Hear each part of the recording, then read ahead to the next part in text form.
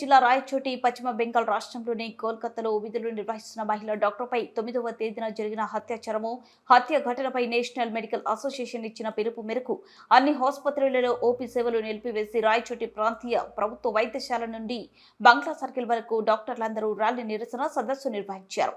ఈ సందర్భంగా డాక్టర్ లక్ష్మీప్రసాద్ మాట్లాడుతూ పశ్చిమ బెంగాల్లో విధులు నిర్వహిస్తున్న మహిళా డాక్టర్పై జరిగిన హత్య ఘటనను ఆత్మహత్యగా చిత్రీకరించాలని చేసిన ప్రయత్నాన్ని మేము తప్పుపడుతున్నామని, ఈ రోజు ఇండియన్ మెడికల్ అసోసియేషన్ ఇచ్చిన పిలుపు మేరకు డాక్టర్లు అందరము ధర్నా నిర్వహిస్తున్నామని తెలియజేశారు. పశ్చిమ బెంగాల్లో ఈ నెల 8వ తారీఖున డ్యూటీలో ఉన్నటువంటి డాక్టర్ పైన 9వ తేదీ ఎర్లీ మార్నింగ్ జరిగినటువంటి ఇన్సిడెంట్ మనకందరికీ తెలుసు. ఈ విషయంలో మొట్టమొదటి ఇన్సిడెంట్ జరిగినప్పటి నుంచి కూడా కంప్లైంట్ ఇవ్వడానికి కూడా 3 గంటల టైం పట్టిందని చెప్తున్నారు. పోలీస్ తర్వాత కేసు రిజిస్టర్ చేయడానికి కానీ, తర్వాత ఫస్ట్ ఇది సూసైడ్ అన్నట్టుగా చిత్రీకరించారు. ఆ తర్వాత దానిని మళ్ళీ లేదు హత్యా ప్రయత్నం జరిగిందని చెప్పారు. ఇంజురీస్ అయితే చూసిన వెంటనే మనకు తెలుసు, అక్కడ ఇంజురీస్ చూసిన వెంటనే ఇది హత్యనే చేశారని చెప్పేసి తెలుస్తుంది. అటువంటిది మీరు సూసైడ్గా చిత్రీకరించడానికి ప్రయత్నం చేశారు అక్కడ. సో ఈ చర్య పట్ల మేమందరం ఐఎంఏ ఇచ్చినటువంటి పిలుపు మేరకు ఈరోజు ఇక్కడ మన రాయచోటి అన్నమయ్య జిల్లాలో డాక్టర్స్ అందరూ కలిసి ఈరోజు సంఘీభావం తెలుపుతూ ఆ ఇన్సిడెంట్కి అగెనెస్ట్గా మేమందరము ఇక్కడ ధర్నా చేయడం జరుగుతూ ఉంది. మా వాయిస్ కూడా మేము వినిపిస్తున్నాం వాళ్ళకి సపోర్ట్గా. ఇక్కడ వచ్చినటువంటి డాక్టర్లు అందరూ కూడా వాళ్ళ క్లినిక్స్ అన్ని క్లోజ్ చేసి ఇక్కడ హాస్పిటల్కి వచ్చి ప్రొటెస్ట్ చేస్తున్నారు. సో మేమందరం కోరుకున్నది ఏమంటే హాస్పిటల్లో మాకు సేఫ్టీ ఎన్విరాన్మెంట్ కావాలి. తర్వాత ప్రజలకు కానీ అటు పబ్లిక్కి కానీ, తర్వాత లేదంటే డాక్టర్స్ కానీ, స్టాఫ్ నర్సెస్ కానీ ఎవరికైనా సరే ప్రొటెక్షన్ అనేది చాలా ఇంపార్టెంట్. ఎవరైనా ఇటువంటి అకృత్యాలు కానీ ఈ విధంగా క్రూరంగా ఒక మహిళ పట్ల చేయడాన్ని నినదిస్తూ చేస్తున్నటువంటి ఈ నినాదంలో మేము కోరుకున్నది సెంట్రల్ ప్రొటెక్షన్ యాక్ట్ అనేది ఖచ్చితంగా కావాలి. ప్రతి ఒక్కరికి కూడా సేఫ్టీ ఎన్విరాన్మెంట్ కావాలి. ఇందాకే డాక్టర్ చెప్పారు 6 అవర్స్ లోపల రిజిస్టర్ చేయాలని. ఇంకా తొందరగానే చేసి ఇన్వెస్టిగేషన్ స్టార్ట్ చేయాలి. సిబిఐ వచ్చి ఈ విషయాలు బయటికి చెప్పేంత దుస్థితి మనకు ఉంది ఈ కాలంలో.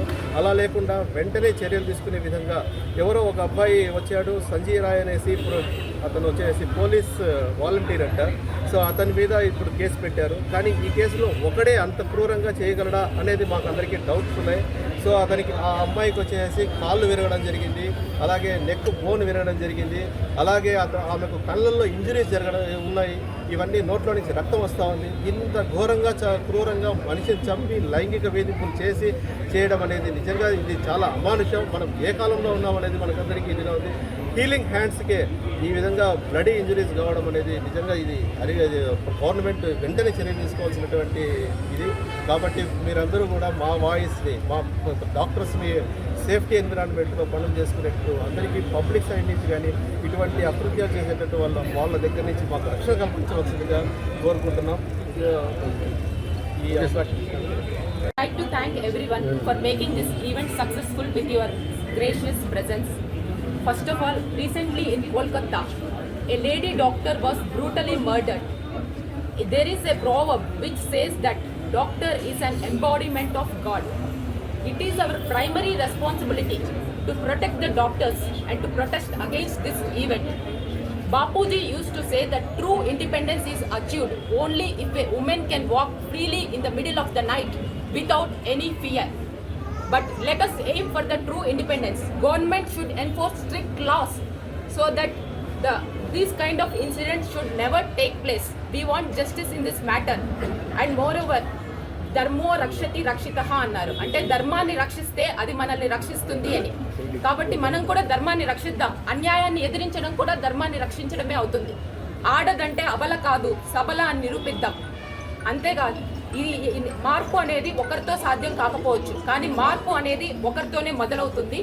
ఈ సందర్భంగా శ్రీశ్రీ గారు చెప్పిన కవిత మహాప్రస్థానంలో గుర్తుకు తెచ్చుకుంటూ, నేను సైతం ప్రపంచాగ్నికి సమిధనొక్కటి ఆహుతించాను, నేను సైతం విశ్వరుష్టికి అశ్రు ఒక్కటి దారపోసాను, నేను సైతం భువన ఘోషకు వెర్రి గొంతుకనిచ్చిపోసాను, నేను సైతం ప్రపంచాగ్నికి సమిధనొక్కటి దారపోసాను. మార్పు అనేది మనతోనే మొదలవ్వాలని ఆశిద్దాం.